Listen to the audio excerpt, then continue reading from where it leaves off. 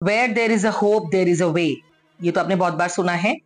अगर आप अपनी कोई भी होप लूज कर चुके हैं, when you feel like there is no hope in my life, do this what I am going to tell you now.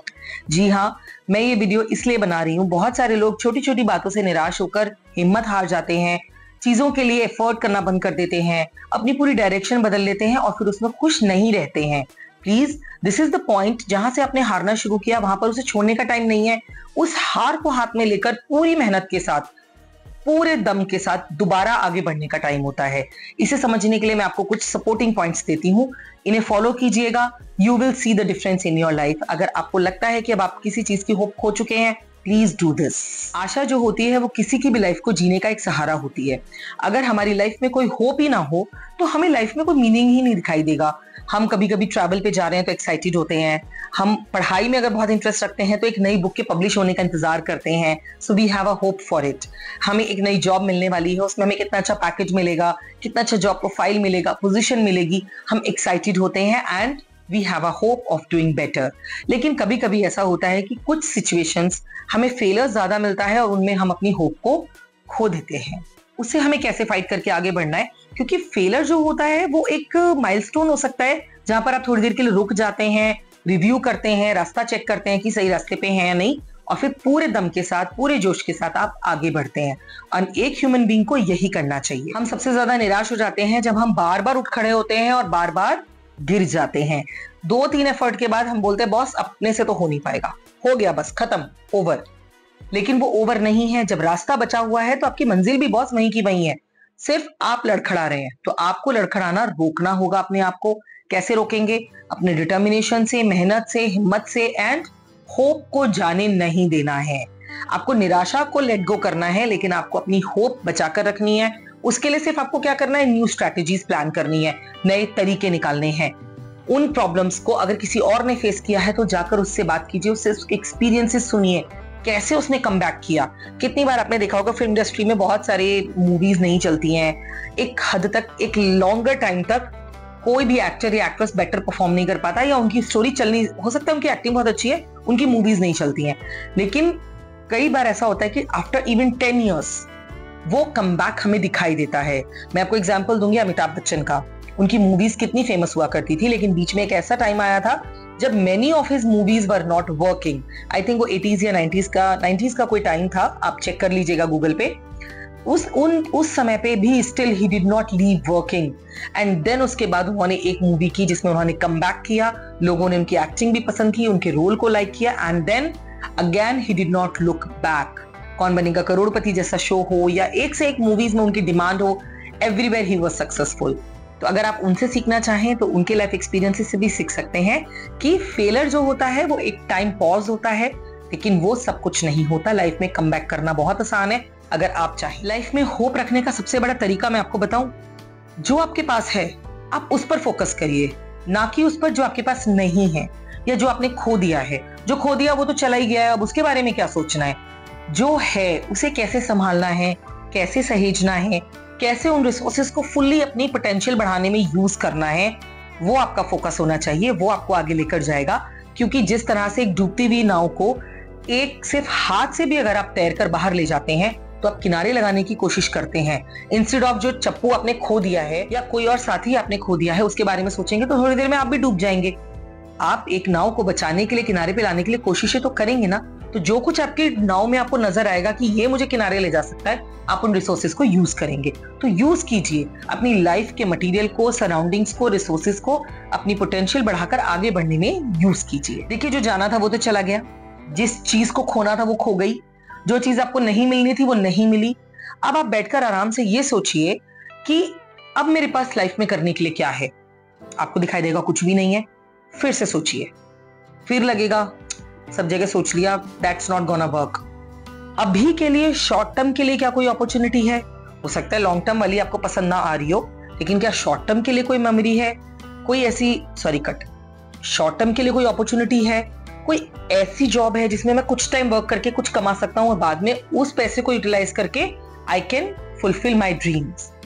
इस तरह की अपॉर्चुनिटीज सोचने से जो आप छोटे छोटे डिस्टेंसेस पार करेंगे वो आपको आपकी डेस्टिनेशन तक ले जाने के लिए हेल्पफुल होंगे। So think about further. What you need to do. किसी भी सिचुएशन को सिर्फ और सिर्फ हिम्मत से आप हैंडल कर सकते हैं।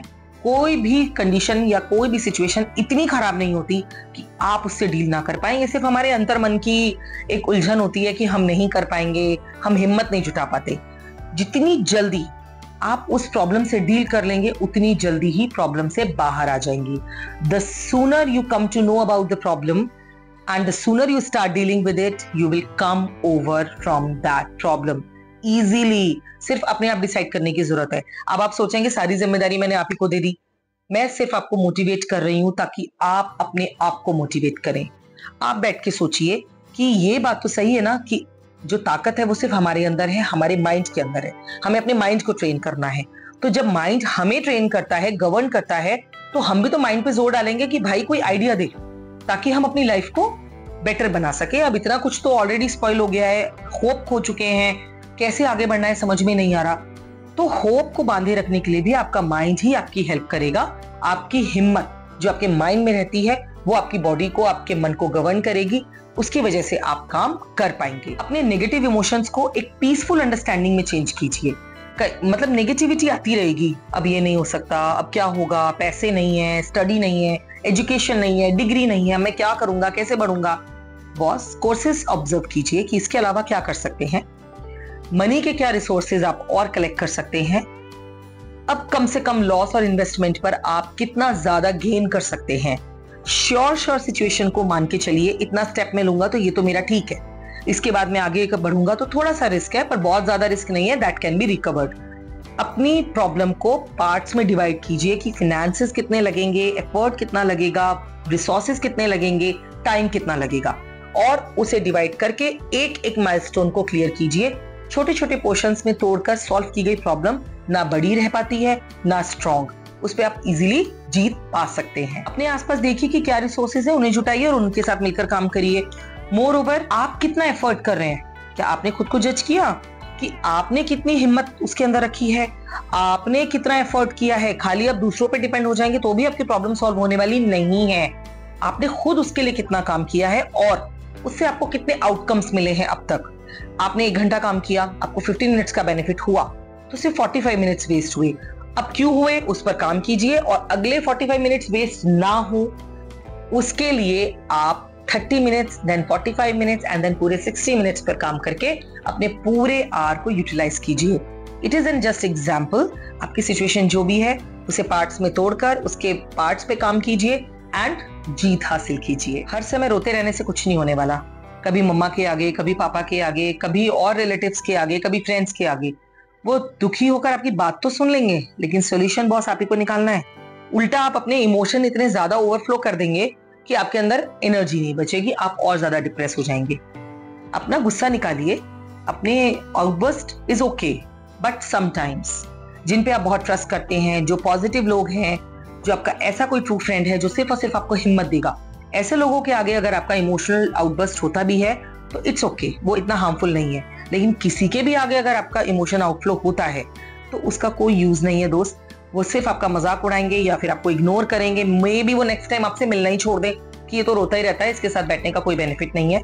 मत जाइए उन लोगों के साथ, कुछ टाइम के लिए ब्रेक ले लीजिए।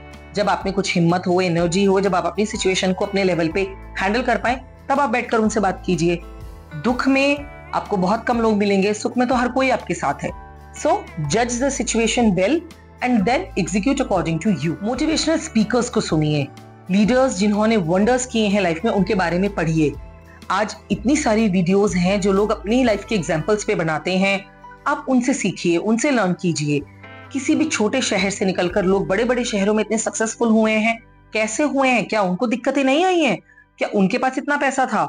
नहीं था, रिसोर्सेज भी नहीं थे। कुछ लोग तो एक एक जोड़ी कपड़े जो पहने हुए हैं ना उसी में निकल आए। पता नहीं कहाँ कहाँ रातें गुजारी हैं उन्होंने, कहाँ कहाँ रहे हैं, किसी हट के नीचे रहे हैं, किसी चाय की स्टॉल पे बंद होने के बाद भी वहीं सो गए हैं। आप उन लोगों के एक्सपीरियंसेस अगर देख सकते हैं, पढ़ सकते हैं, तो उनसे सीखिए कि वो इतनी खराब सिचुएशन में मैनेज कर पाए।